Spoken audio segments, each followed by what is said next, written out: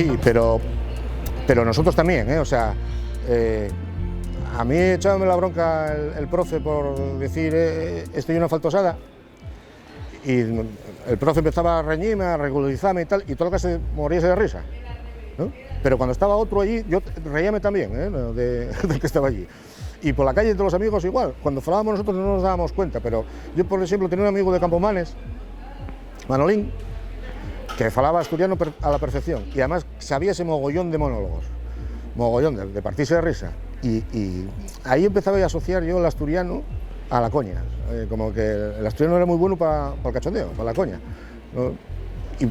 Y sí es verdad que nos reíamos de él, de hecho llevamos un Manolín el aldeano, es decir que reconozco que nosotros participábamos también de reírnos y de criticar y de, bueno, reprimir no, porque no había manera, pero de criticar y reírnos de los que falaban mucho asturiano. A los que falaban mucho asturiano, porque no te das cuenta de que fales asturiano hasta que ya es mayor y te das cuenta, coño, esto toda la vida lo dije, siempre tal.